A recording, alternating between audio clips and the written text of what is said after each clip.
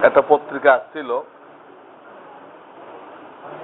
লন্ডনের কোন একটা সংস্থা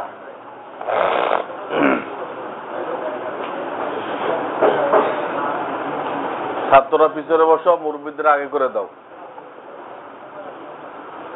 লন্ডনের একটা সংস্থা জরিপ চালাইছে যে বর্তমান বিশ্বে কোন দেশটা সবচেয়ে সুখে আছে। এই পয়েন্টের উপরে তারা পুরা দুনিয়াকে জরিপ করছে। ওই পত্রিকার ফটোকপি আমি অনেকের দিচ্ছিলাম, তোমাদের কাছে আছে? তাদের কাছে পাওয়া যায় ফটোকপি। ওখানে জরিপের রিপোর্টে 1 নম্বর আসছে বাংলাদেশ, আর আমেরিকা আসছে 43 নম্বর। সুখ শান্তির দিক দিয়ে বাংলাদেশ 1 নম্বর, আর বাংলাদেশ যারা দেখে লাল ফেলতেছে, লালা টপকাইতেছে, ওটা সুখ শান্তির দিক দিয়ে 43 নম্বর।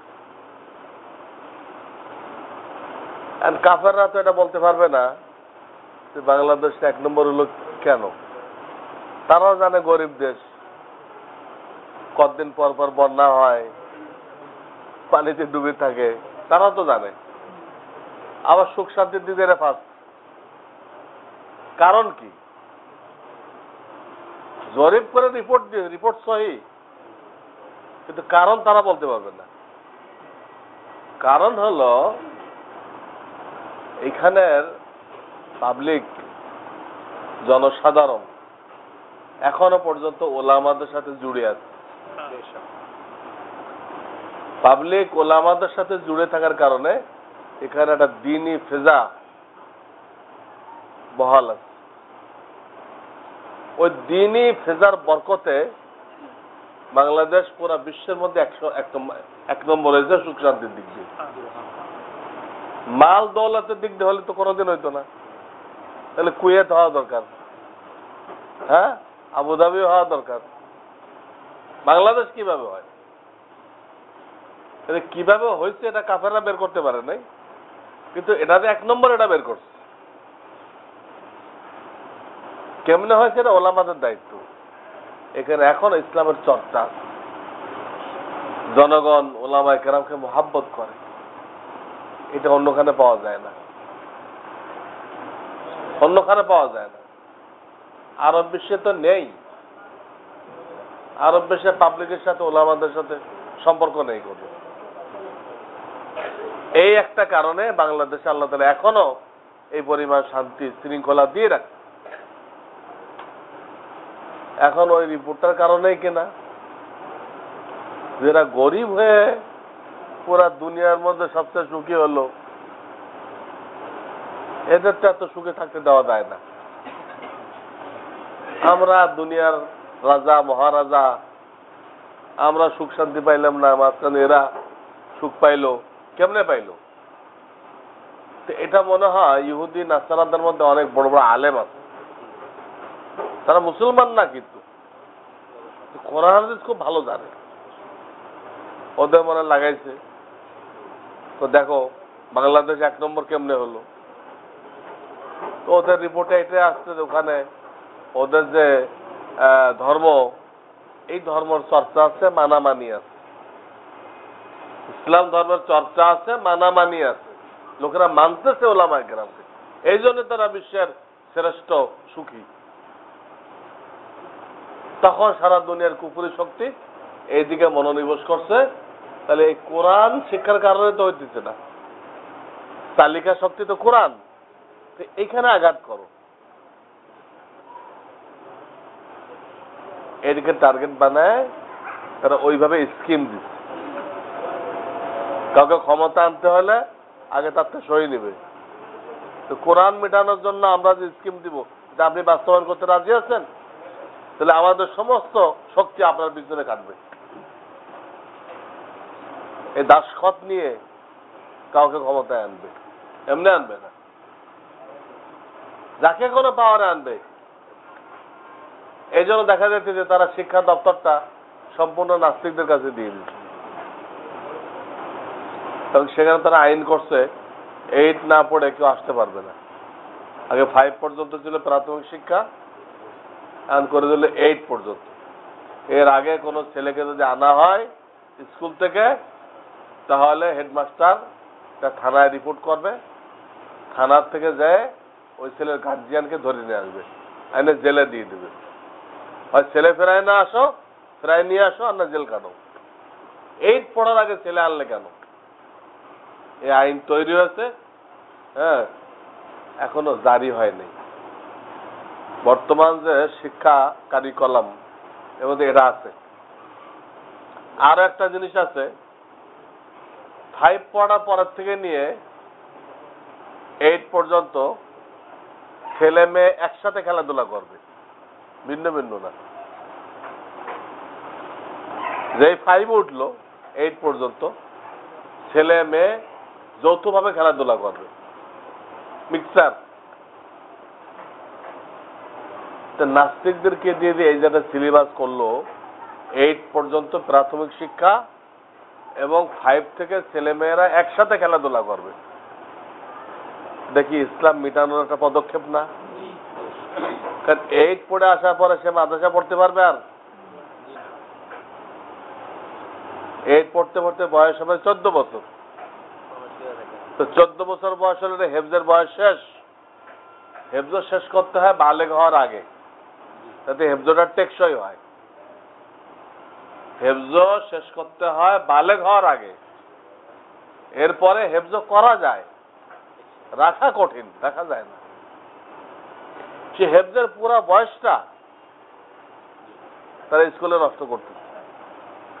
এরপর আসিয়া না বক্তব্য পড়ানো যাবে। আর এতদিন পর্যন্ত টেলিভিশন দেখতে দেখতে এটা এমন পাঠা হয়ে আসবে, এই পাঠা আর খাসি করা যাবে না, ওটা মানুষ বানানো যাবে না, একদম চরিত্রহীন হয়ে আসবে। মাদ্রাসায় দিলে টিকবেও না। এইরকম টেলিভিশনের খেলাধুলার পার্টি মাদ্রাসার কড়া আইন কানুনের মধ্যে টিকবে? এটা মাদ্রাসা অটোমেটিক খালি হয়ে যাবে। আমি তেজগাঁও রেল স্টেশন মাদ্রাসা এরা বলতেছিলাম যে এরা যে আইনটা করলো তাদের ভবিষ্যতে এই দেশে আর হাফেজ বানানো যাবে না। যদি এরা বাস্তবায়ন করা হয় হাফেজ বানানো যাবে না। তাহলে আমাদের অসংখ্য ছেলে পেলে যে দুনিয়াতে ছড়াই আছে হাফেজ কোরআন, তারা কেউ কোথায় ইমামতি করতেছে, মুয়াজ্জিনি করতেছে, হেফজখানা চালাইতেছে, এবং সরকারের রিজার্ভ ব্যাংকে লক্ষ লক্ষ ডলার পাঠাই দিতে। সরকারের রিজার্ভ টিকে আছে ওদের ওসিলায়। আমরা যে ছাত্রগুলো তৈরি করে দিচ্ছি, এই ছাত্রগুলো আমাদের তো প্রাইমারি আছে, প্রত্যেকটা কয় মাসের ভিতরে 5 পর্যন্ত প্রাইমারি আছে। এই প্রাইমারি গুলো সরকারের চালাইতে কত টাকা লাগতো, কত বেতন দিতে হতো, কিন্তু এখানে সরকারের 1 পয়সা ইনভেস্টমেন্ট নেই, বিনিয়োগ নেই। আমরা সরকারের কাজ বিনা পয়সা করে দিচ্ছি। আর এখান থেকে তৈরি হয়ে দেশে বিদেশে যে চাকরি করতেছে, করে যে রিয়াল পাঠাইতেছে, ডলার পাঠাইতেছে, এতে সরকারের রিজার্ভ ব্যাংক টিকে আছে। তো যে লোকগুলোর ছিল টিকে আছে, সেই লোকগুলোর পিছনে সরকারের 1 পয়সা, একটা পাই পয়সা অবদান নেই। এই বাস্তব বুঝতে হবে। এই দেশে অন্তত 15,000 কওমি মাদ্রাসা, প্রত্যেকটা মাদ্রাসায় আছে বা বাংলা আছে। এই প্রাইমারি গুলোর জন্য সরকারের কোনো সহযোগিতা নেই। আর এইখানে লোকেরা সরকারের কাছে চাকরিও চাইতেছে না, তারা নিজের উদ্যোগে চাকরি খুঁজে নিচ্ছে, নিজের উদ্যোগে বিদেশে যাইতেছে, যে ডলার পাঠাইতেছে, ইউরো পাঠাইতেছে, সরকার বড়াই করতেছে আমাদের রিজার্ভ ব্যাংকে এত টাকা আছে। জাফিরটা ইয়া ইমাম আল হারামাইন ওয়ালাকিন বিবিনতে মান, বড়াই রে করতেছো কার ওসিলায়? এই ওলামাদের ওসিলায়। আমরা তোমাদের তলাবিহীন ঝুড়ি থাকতো। তাহলে যারা বলে যে ওলামাদের কোনো অবদান নেই, মিথ্যা কথা বলতে। এখনো যে মানুষ দোকানে বসে ফাঁকি দেয় না, অনেকে ভেজাল দেয় না, হ্যাঁ, যতটুক মানুষ পর্দা পুশিদা করতেছে, আদল ইনসাফ আছে, কাদের ভূমিকা? ওলামাদের ভূমিকা। তো পুলিশের কারণে না, পুলিশ নিজে নেমে গেছে রাইফেল নিয়ে ডাকাতি করতে। পুলিশ নিজে রাইফেল নিয়ে ডাকাতি করতে নেমে গেছে। তো পুলিশটা এই আদল ইনসাফ কায়েম রাখছে বাংলাদেশের? এটা ওলামাদের ভূমিকা। ওলামাদের জুমার দিন বয়ান করে, তফসির মাহফিল করে, এর রসেল লোকদের মধ্যে দিন আছে, আল্লাহর ভয় আছে। আল্লাহর ভয় থাকার কারণে তারা এখনো সৎভাবে ব্যবসা করতেছে হাজারো লোক। এটা কি ওলামাদের মেহনত না? ওলামাদের অবদান না? এইভাবে আমি অনেক কথা বলতে পারবো যে ওলামাদের অবদান বাংলাদেশের অনেক, কিন্তু শিক্ষার পুরা সাইডটা নাস্তিকদের হাতে দেওয়া হয়েছে। এটা একটা সুপরিকল্পিত ভাবে, যে নাস্তিক মার্কা সিলেবাস না বানাইলে এ দেশটায় কোনোদিন কোরআন উঠাই দেওয়া যাবে না, কোরআন উঠানো যাবে না। আমি তেজগাঁও রেলওয়ে মাদ্রাসায় কথা বলতেছিলাম যে ভবিষ্যৎ আর হাফেজও হবে না যদি আইন বাস্তবায়ন করা হয়, এবং বিদেশ থেকে কোনো ডলারও আসবে না। তো ওই মজলিসের তেজগাঁও থানার যিনি এমপি উনি উপস্থিত ছিলেন। উনি দাঁড়ায় বলেন, হুজুর আপনি নিশ্চিন্ত থাকেন, এই শিক্ষানীতি পাশ করতে দেওয়া হবে না। এই শিক্ষানীতি পাশ হলে আমি 1 নম্বর মন্ত্রী পরিষদ থেকে, সংসদ থেকে রিজাইন দেব। উনি একথা বলছিলেন, একথা বলছিলেন। একটু শুনে রাখেন। গত বছর আমি তেজগাঁওতে 2টা মাহফিল করছি, একটা ওই মাদ্রাসায় আর একটা ওই যে বিজি প্রেসের মসজিদে। দুনো মসজিদে আমি ওই এমপি সাহেবরে খুঁজছি যে এই এলাকার এমপি সাহেব আছেন কিনা, কারণ ওই শিক্ষানীতি পাশ হয়ে গেছে, আপনি ইস্তফা দিচ্ছেন কিনা। আমি মাইকে এলান করছি, হারিকেন দিয়েও এমপি সাহেবরে খুঁজছি, এমপি সাহেবরে আর পাওয়া যায় নাই। উনি এখন কি জবাব দিবে? কারণ এখানে গণতন্ত্রটা কুফরি তন্ত্র। এটা মুখে মুখে বলে যে সবার জনগণের রায়ের মূল্যায়ন করা হয়, যে এমন একটা কুফরি তন্ত্র, ধোঁকা তন্ত্র, যেখানে জনগণ তো দূরের কথা, এখানে একটা এমপির কথার কোনো দাম নেই, এখানে একটা মন্ত্রীর কথার কোনো দাম নেই, এখানে প্রধানমন্ত্রীর কথার কোনো দাম নেই। গণতন্ত্রের দেশে প্রধানমন্ত্রীর কথার কোনো মূল্য নেই। এটা কাফেরদের পক্ষ থেকে স্কিম আছে, কাফেরদের দেশের থেকে স্কিম আছে যে এটা বাস্তবায়ন করতে হবে, আপনি সংসদে পাস করাই দেন। প্রধানমন্ত্রী ওইটা, আমি কোনো খাস প্রধানমন্ত্রী বলতেছি না, গণতন্ত্রের যেই প্রধানমন্ত্রী হবে তার কথা বলতেছি। সে হাসিনা হইতে পারে, খালেদা হইতে পারে, যেই হোক, খাস কারো কথা বলতেছি না। কাফেরদের দেশের থেকে এখন দুনিয়ার ফেরাউন হলো আমেরিকা, দুনিয়ার ফেরাউন, বিশ্ব সন্ত্রাস। এই কুফরি শক্তি মিলে এক একটা প্ল্যান পাঠায় যে মহিলাদের চাকরি কোটা বাড়াইতে হবে, এই করতে হবে, সেই করতে হবে, শিক্ষার সিলেবাস এইভাবে করতে হবে, সব ফর্মুলা এখানে আসে। জন্ম নিয়ন্ত্রণের প্রচার এই পরিমাণ করতে হবে, এসব তারা পাঠায়। আবার তারাই কিছু লোকের টাকা দেয়,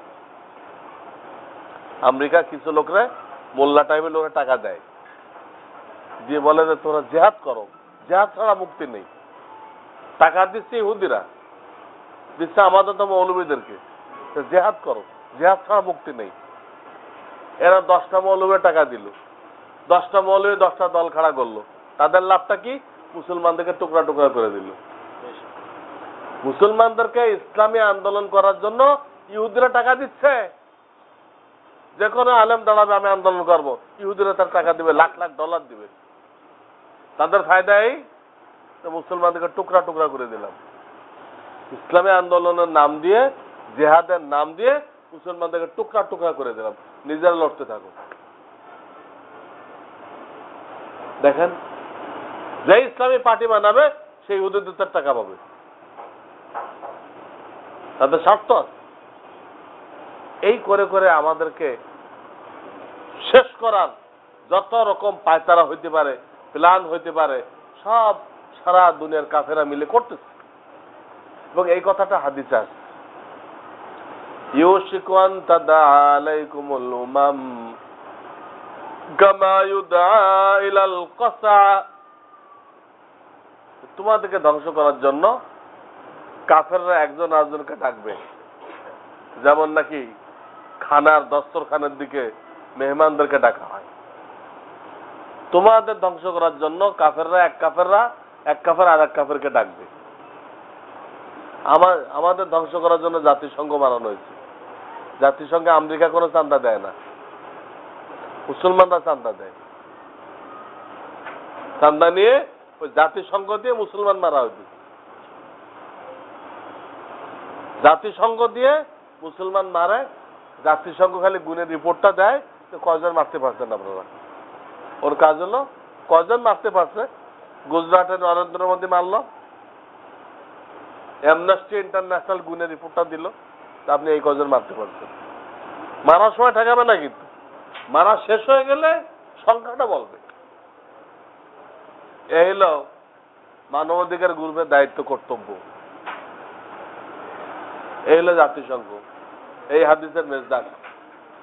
তোমাদের ধ্বংস করার জন্য কাফেররা একজন আরেকজনকে ডাকবে। সাহাবায়ে কেরাম রাদিয়াল্লাহু তাআলা প্রশ্ন করলেন, মিন কিল্লাতিন ইয়া রাসূলুল্লাহ, কি আমরা সেই জামানায় সংখ্যা কম হয়ে যাব? আল্লাহ, সংখ্যা কম হইবে না। বাল আনতুম ইয়াওমাইদিন কাসীর, তোমাদের সংখ্যা বিশাল থাকবে। ওয়ালাকিন্নাকুম গুসাউন কা গুসাইস সাইল, কিন্তু তোমরা আমার আদর্শের উপর থাকবা না। আদর্শের উপর থাকবা না, তোমরা সয়লাবের কচুরি বানা। ওয়ালাকিন্নাকুম গুসাউন কা গুসাইস সাইল, সাইল মানে স্রোত, সয়লাব। সয়লাবের মধ্যে যে কচুরি পানা থাকে, যেদিক দিয়ে স্রোত আসে ওই দিক দিয়ে যায়। তোমরা ওই হিন্দুদের স্রোতে, ইহুদিদের স্রোতে ভেসে যাইবা। আমি যে সুন্নত তোমার রেখে গেছি ওই মূলের উপরে কায়েম থাকবা না। মৌলবাদী হইতে রাজি হইবে না, মৌলবাদীকে গালি মনে করবা।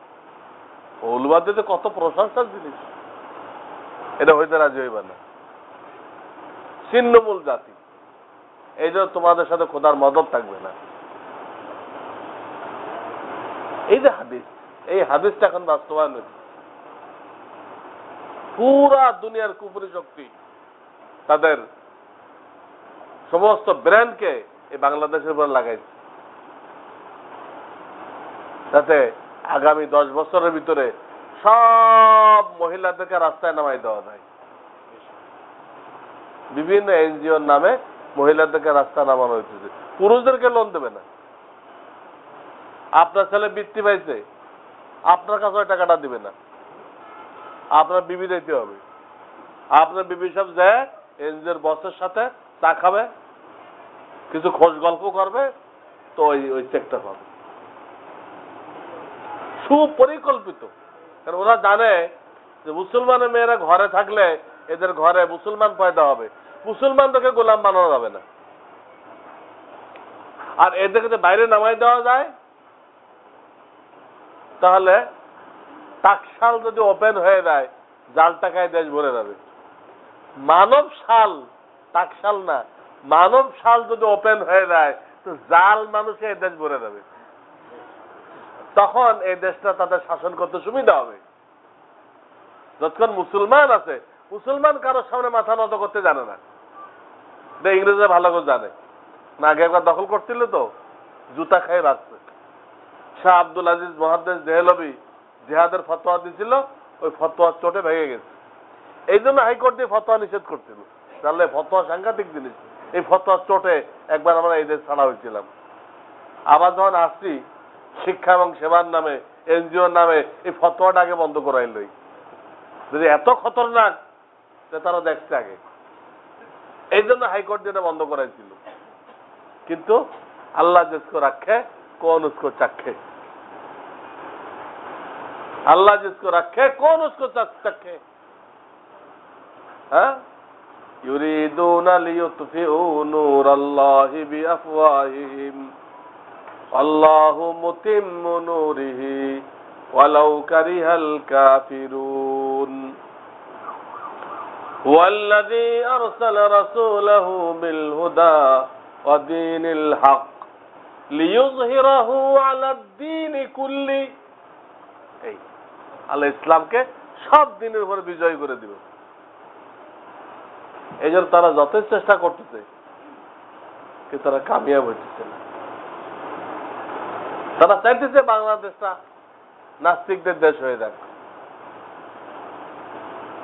কয়েকদিন আগে এক পার্টির সম্পাদক সাহেব বলছেন, পত্রিকার পয়লা পৃষ্ঠা, বাংলাদেশের সবচেয়ে বড় পার্টির যিনি সম্পাদক, উনি বলছেন, উনি একজন সৈয়দ সাহেব। এত বড় শয়তান কিভাবে সৈয়দ হলো? কার শয়তামি কুনাদ নামাস অলি গর অলি হামি নাস লানাত বারলি। এই যদি সৈয়দ হয়, ইবলিস কার নাম?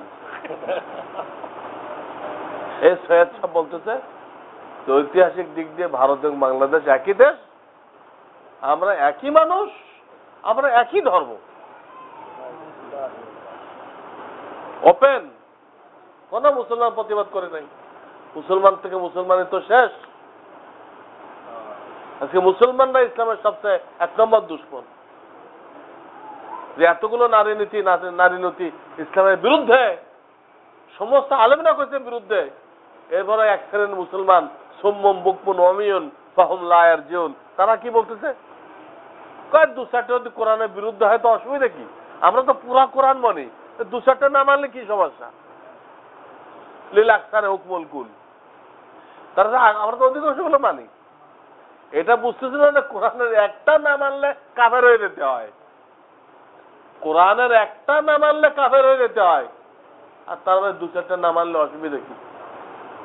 আমরা তো কোরআন মানি, 2-4টা না অসুবিধা হোক। হ্যাঁ,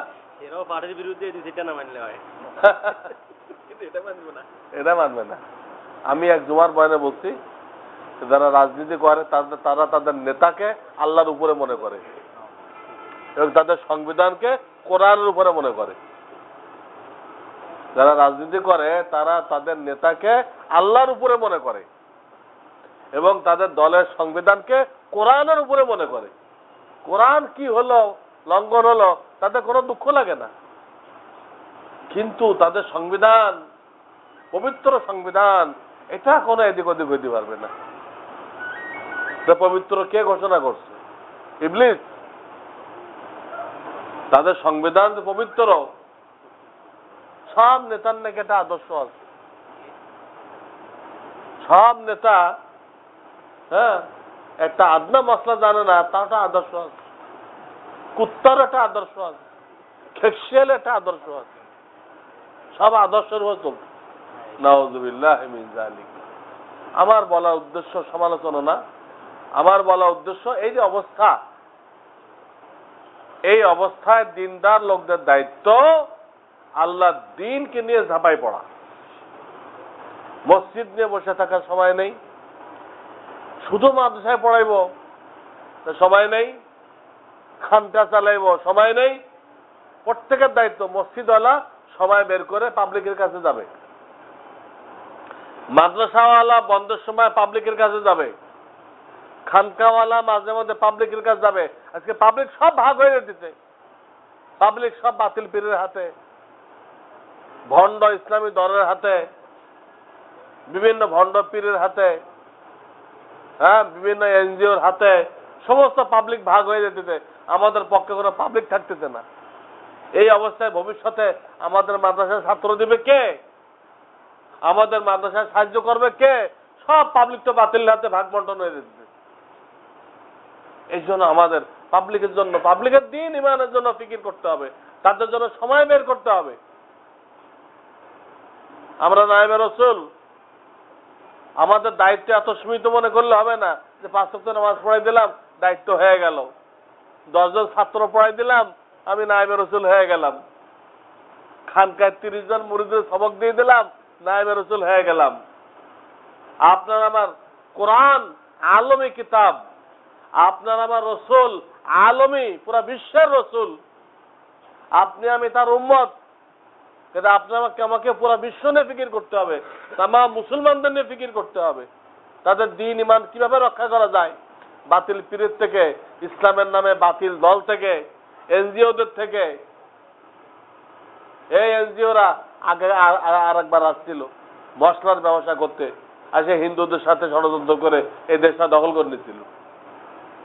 তারাই শাড়ি বদল করে আবার এসেছে, একই লোক। আগে ব্যবসার নামে এসেছিল, এসে জুতা পেটা খেয়ে গেছে, এখন আবার শিক্ষা এবং সেবার নামে আসছে শাড়ি বদল করে। লোক কিন্তু একটা শাড়ি বদল করছে।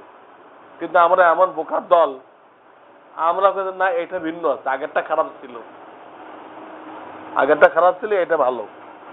বাবা আগেরটা তাই, এটাও তাই, এটা আরো মারাত্মক, আরো মারাত্মক। তাহলে মুসলমান আছে এনজিও থেকে লোন না নেয়, মুসলমানরা এনজিওতে বিবিদেরকে না পাঠায়, এনজিও থেকে কোনো ঘর ভাড়া না দেয়, এসব মশলা বলতে হবে আমাদেরকে। ভবিষ্যতে এনজিওদের কারণে এনজিওর লোকেরা সংসদ সদস্য হয়ে যাবে। এনজিও সদস্য যেভাবে বাড়তেছে, ভবিষ্যতে এক এক এনজিওর লোক যদি ইলেকশনে দাঁড়ায়, তাদের এত কর্মী আছে, ওরা ভোট দিলে এরাই পাস করবে, আরো ঘোষণা করবে আমাদের ভোট দাও, লোন মাফ করে দিব। তো সমস্ত এনজিওর লোকগুলো পাস করবে, পাস করে সংসদ গঠন করবে। সেখানে হাসিনারও কোনো পাত্তা থাকবে না, খালেদারও কোনো পাত্তা থাকবে না, আর ইরশাদ তো মারাই গেছে, কারো কোনো পাত্তা থাকবে না। তখন বিনা যুদ্ধে এই দেশ আবার কাদের হাতে চলে গেল, আবার কাফেরদের হাতে চলে গেল। এনজিও গুলো কাফেরদের টাকায় চলছে। এনজিওদের ফিতনা, ইসলামের নামে বিভিন্ন দল, মওদুদি দল, হ্যাঁ, বিভিন্ন ফেরকা হয়ে গেছে, কাদিয়ানি, শিয়া, কত রকম ফেরকা। এদিক দিয়ে হুকুমাতের পক্ষ থেকে উপরি শক্তি হুকুমাতের মাধ্যমে বদদিনী ছড়াইতেছে, শিক্ষানীতি দিচ্ছে ইসলাম বিরোধী, নারী নীতি দিচ্ছে। আরে ভাই, এই নারী নীতি আমাদের দেশে চলে? আমাদের দেশে মুসলিম নারী নীতি আছে কোরআনের ভিত্তিতে, এই নারী নীতি কয়েক হাজার গুণ ভালো। এই নারী নীতি লন্ডন আমেরিকায় চলবে, কারণ সেখানে স্বামীরা মহিলাদের কোনো দায়িত্ব নেয় না।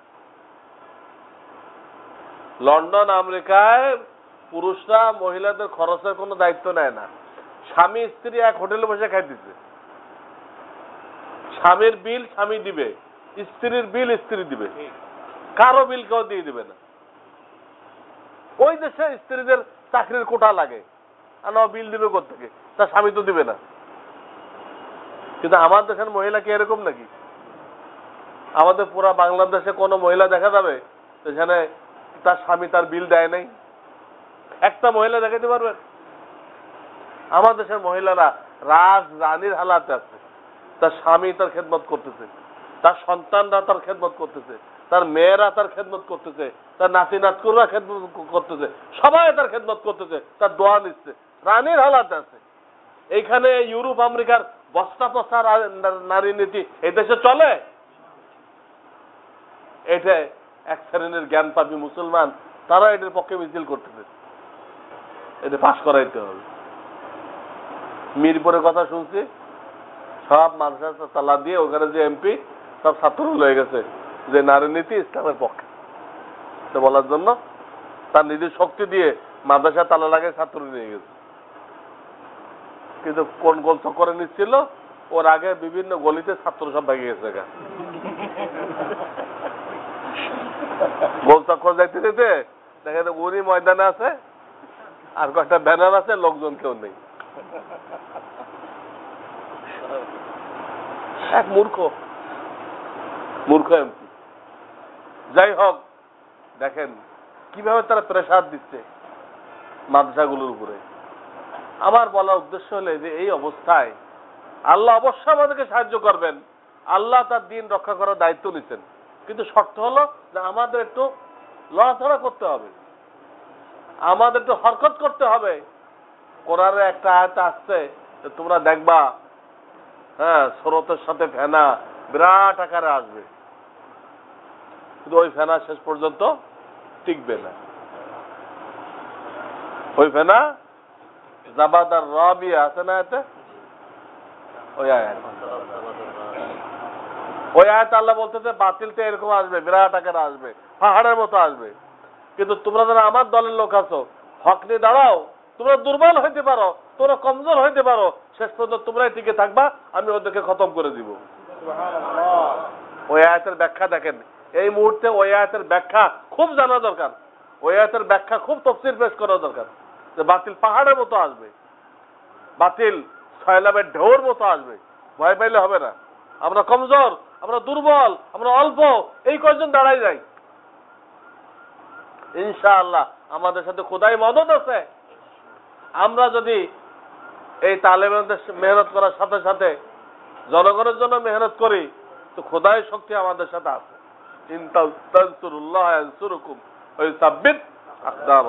তোমরা আমার দিনে সাহায্য করো, আমি তোমাদেরকে সাহায্য করবো, আল্লাহ ওয়াদা করে রাখে।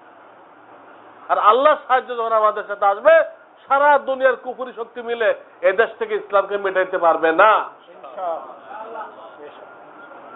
শুধু দরকার ওলামা আর পাবলিক এক হয়ে যাওয়া। দিন সামনে নিয়ে ওলামার জনসাধারণ যদি এক হয়ে যায়, আমেরিকার বাপের ক্ষমতা নেই এ দেশ থেকে ইসলামকে মিটাই দিবে, বরং আমেরিকা মুসলমান হয়ে যাবে। তারা ইসলামের যত আঘাত করতেছে তত ওই দেশে মুসলমান বাড়তেছে।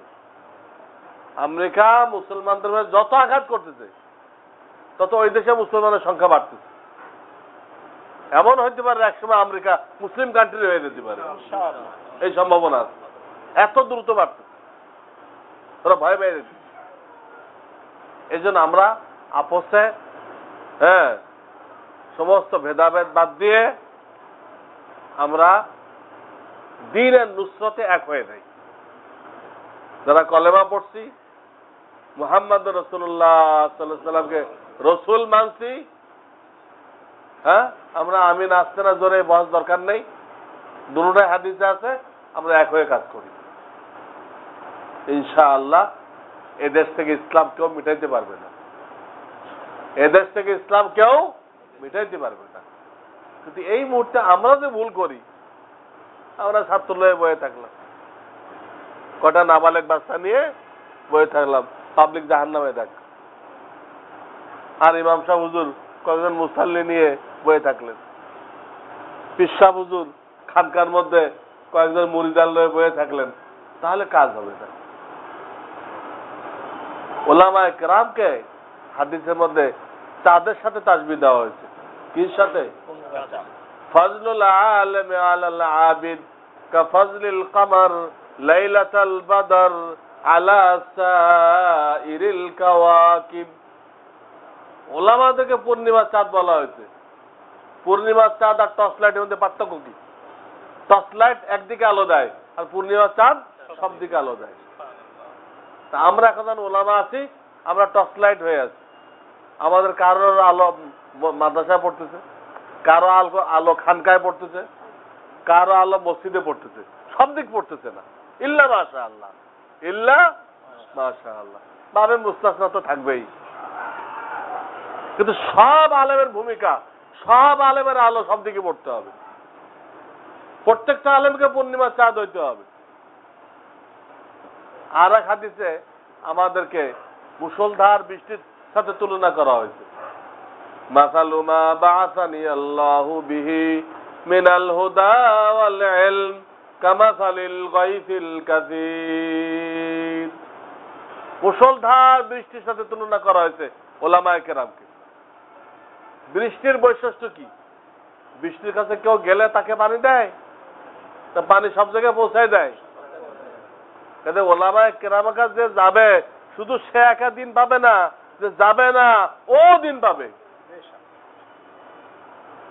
যারা দাওয়াত দেয় ওলামারা ওই মহল্লায় যাবে, যারা দাওয়াত দেয় না ওই মহল্লায় যাবে। আলহামদুলিল্লাহ, আপনাদেরকে বোঝানোর জন্য বলতেছি। আমি ছুটির সময় বিভিন্ন এলাকা খবর পৌঁছায় দেই, তো টেলিফোনে মোবাইলের জামানা। আমি আপনাদের এলাকায় আসতেছি, অমুক দিন জোহর অমুকখানে পড়বো, মাগরিব অমুকখানে পড়বো, আপনারা একটু সবাইকে জানাই দেন। এরা আশেপাশে যারা আছে তারা তো সব আমার সাথে ঘোরে, এরা আমার শত শত প্রোগ্রাম দেখে। ছুটি হইলে আমি সব টেলিফোনে খবর দিয়ে দিই, দিয়ে আমি বের হই।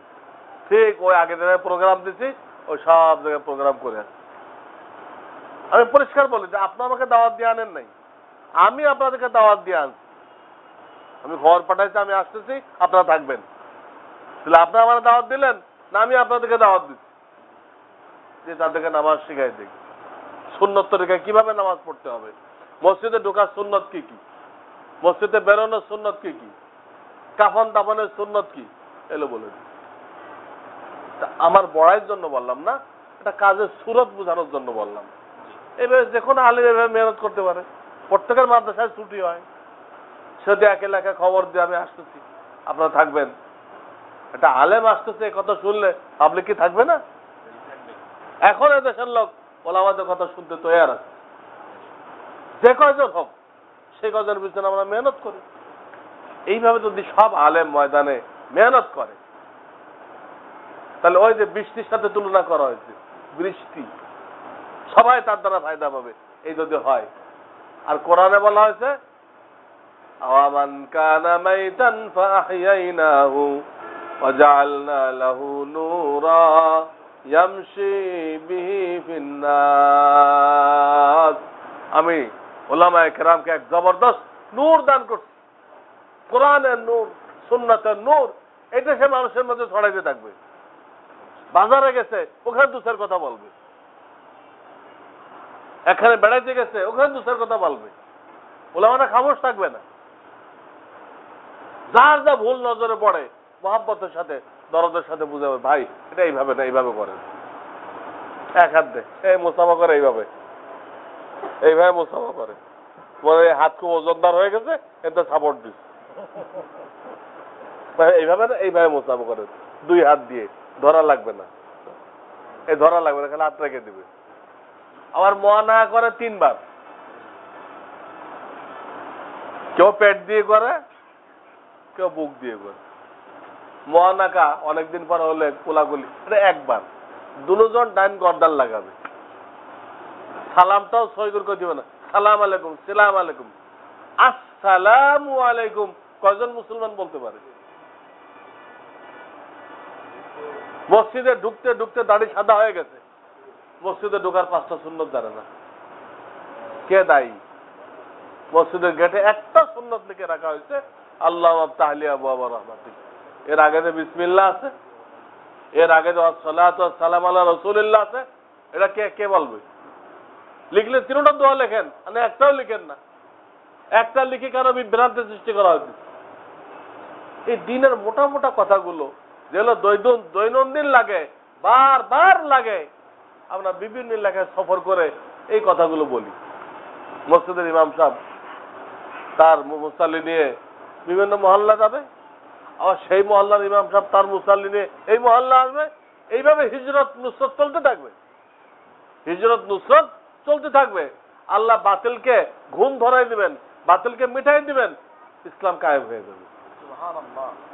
এইটা যদি আমরা না করি আমরা কিন্তু ধ্বংস হয়ে যাব। যেভাবে অক্টোপাসের মতো বাতিল আমাদেরকে ঘেরাও করে নিচ্ছে, এখনো যদি আমরা ঘুমায় থাকি আর আমরা সহিভাবে মেহনত করতে হবে। আজকে মাদ্রাসার ভিতরে ফটো তোলা হইতেছে চান্দা কালেকশন করার জন্য, হারাম কাজ মাদ্রাসায় করা হইতেছে, হারাম কাজ মাদ্রাসায় করা হইতেছে। ফটোর কোনো কারাইয়াত ওলামাদের দিলের মধ্যে নেই এখন আর, নাউযুবিল্লাহ মিন যালিক। আরো অনেক অন্যায় করা হইতেছে, গুনাহ কাজ করা হইতেছে। এগুলো বন্ধ করে সহিভাবে দিনের খেদমত করি।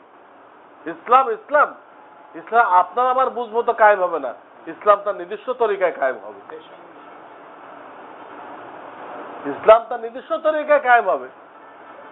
তাহলে আপনি রাজনীতি করেন না, ইসলাম কায়েম হবে কিভাবে?